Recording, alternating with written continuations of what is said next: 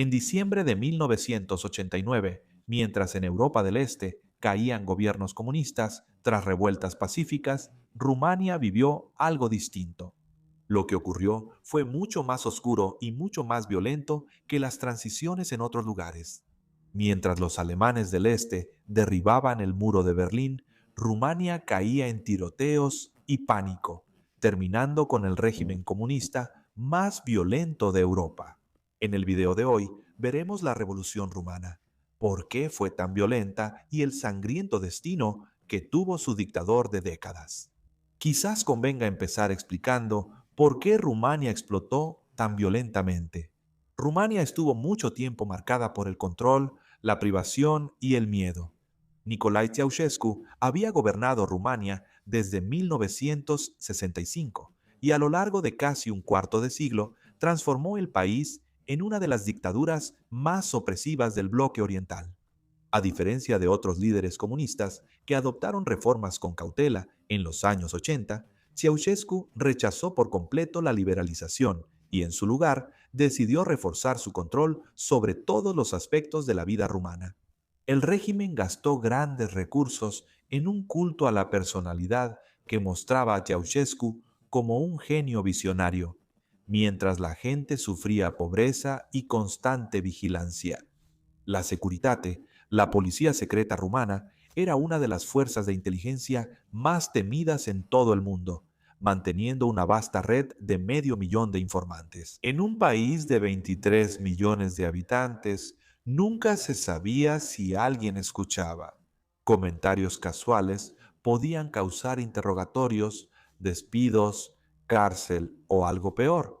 La confianza se perdió porque sobrevivir exigía silencio y desconfianza. Al mismo tiempo, Ceausescu impuso medidas de austeridad extremas para pagar la enorme deuda externa de Rumania. La gente común sufría por la escasez de comida, combustible y electricidad. El régimen seguía con proyectos vanidosos y privilegios lujosos para la élite gobernante. Las ciudades se veían afectadas por apagones continuos. Las casas permanecían sin calefacción durante el invierno y la escasez de alimentos se volvió la norma. Esta sombría combinación de miseria y opresión se acumularía año tras año. A finales de los 80, Rumania era una olla de presión lista para explotar. Esa grieta apareció en la ciudad occidental de Timișoara a mediados de diciembre de 1989. Las autoridades habían intentado desalojar a un hombre llamado Laszlo Tokes. Este hombre era un pastor protestante y un crítico abierto del régimen. Lo que empezó como una pequeña protesta en apoyo a un disidente, pronto se volvió más peligroso para el gobierno.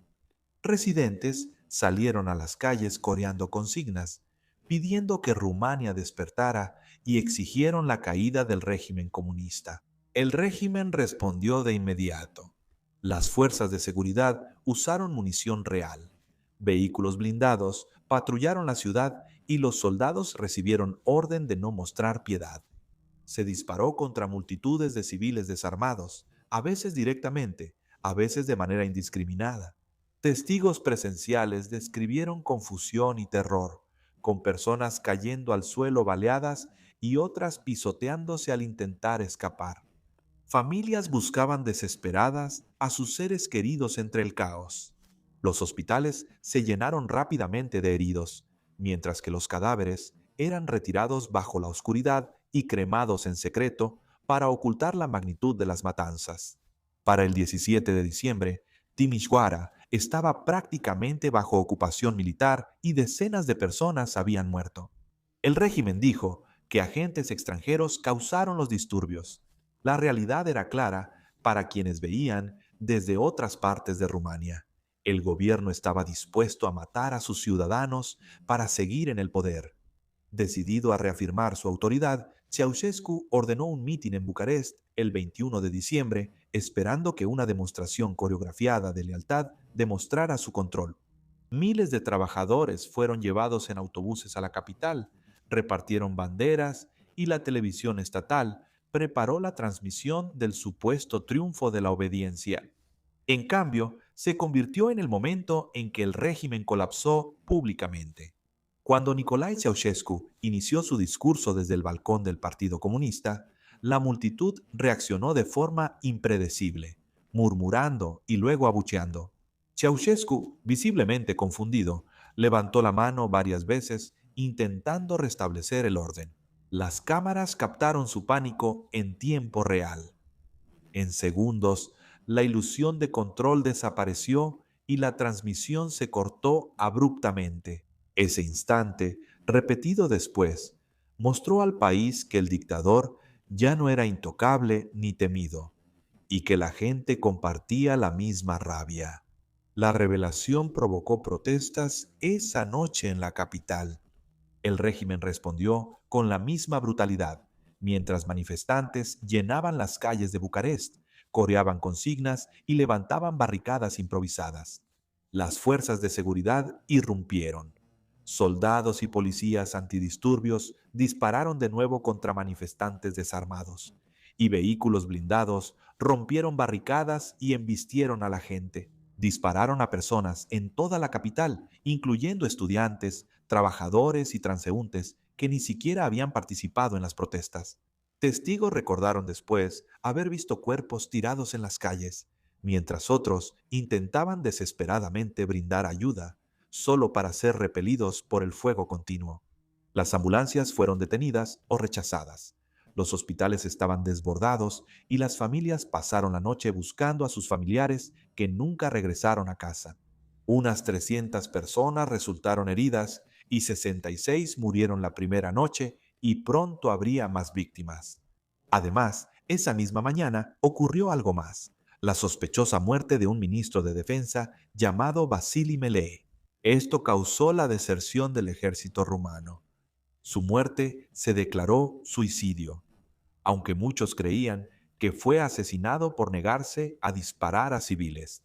Al saberse que el ejército ya no apoyaba a Ceausescu, los manifestantes tomaron edificios gubernamentales y superaron a las fuerzas de seguridad. Ceausescu y su esposa, Elena, huyeron en helicóptero desde el techo de la sede de su partido. Muchos creían que la revolución había triunfado y la violencia terminaría, pero en realidad su fase más mortal apenas empezaba. Con el dictador fuera y sin una autoridad clara en el poder, Rumania descendió a un estado de casi anarquía del 22 al 25 de diciembre. Rumania fue tomada por lo que se conocería como la lucha contra los terroristas, un enemigo sombrío y mal definido, supuestamente leal a Ceausescu y con la intención de recuperar el poder. Años de miedo y represión llevaron a asesinatos impulsados por el pánico contra quienes se creía terroristas. Hubo tiroteos en Bucarest y otras ciudades, con francotiradores en azoteas, ataques a estaciones de TV y explosiones en edificios gubernamentales. El problema era que nadie podía identificar claramente a estos supuestos terroristas, y la evidencia de su existencia organizada seguía siendo muy cuestionada. Los soldados, muchos jóvenes reclutas, disparaban a sombras, ventanas y azoteas, a menudo guiados por información incompleta o falsa de televisión y radio. Las unidades se confundían y se atacaban, provocando incidentes mortales de fuego amigo que causaron bajas entre militares y civiles. Los edificios de departamentos quedaron llenos de balas. Hospitales recibieron disparos y los residentes aterrorizados se refugiaban mientras sonaban armas automáticas en la noche. La mayoría de las bajas en la revolución ocurrieron tras la caída de Ceausescu, lo que hace el derramamiento de sangre aún más trágico y sin sentido. Hasta hoy, existe mucho debate sobre si la amenaza terrorista era real, exagerada o deliberadamente fabricada para justificar la consolidación del poder por parte del nuevo liderazgo. Lo que es seguro es que cientos de personas murieron en un clima de miedo donde nadie entendía realmente quién estaba disparando o por qué. Durante el caos en Rumania, capturaron a Nicolae y Elena Ceausescu. Después de abandonar su helicóptero, fueron detenidos en una base militar cercana para esperar su destino. Los guardias relataron momentos tensos donde la pareja se mostró desafiante, negando la legitimidad de la revolución y afirmando ser los líderes legítimos de Rumania. En pocos días, se decidió enjuiciar al ex dictador, no en un tribunal civil ni a través de un proceso legal establecido, sino en un tribunal militar improvisado. El día de Navidad, la atmósfera era tensa e inestable, y el nuevo liderazgo revolucionario temía que cualquier retraso pudiera permitir que la situación se saliera aún más de control. El juicio de Nicolai y Elena duró menos de una hora, realizado en una habitación fría y pequeña, con soldados y cámaras grabando. Los cargos incluían genocidio, corrupción y la destrucción de la economía nacional, crímenes que conllevaban la pena de muerte según la ley rumana. En ese momento no hubo una defensa significativa, ni oportunidad de presentar pruebas o llamar testigos, ni un intento serio de establecer el debido proceso. Ceausescu interrumpió el proceso y llamó ilegal al tribunal, mientras Elena insultaba a los jueces. El veredicto ya estaba decidido antes del juicio y al dictarse no hubo tiempo para apelar. Casi inmediatamente después del veredicto, los dos fueron escoltados afuera al patio de la guarnición. Hacía frío y el suelo estaba parcialmente cubierto de nieve invernal. Los soldados aceleraron el proceso sabiendo que la situación seguía inestable y la ejecución debía terminar antes de cualquier posible intervención. Según los testigos, Nicolai y Elena fueron colocados contra una pared y atados sin mucha ceremonia y sin demora final.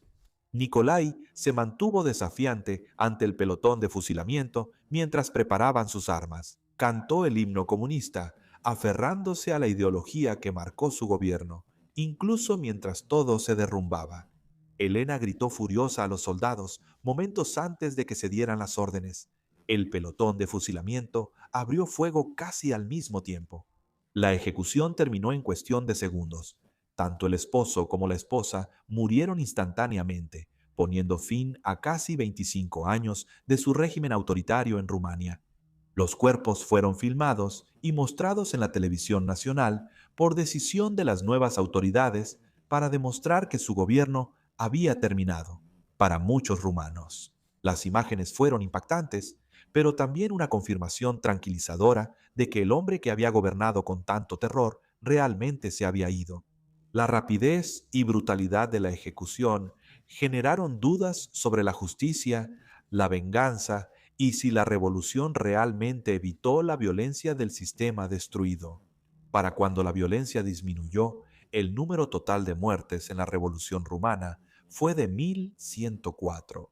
De estas muertes, 162 ocurrieron en las protestas y 942 en el caos tras la caída del régimen.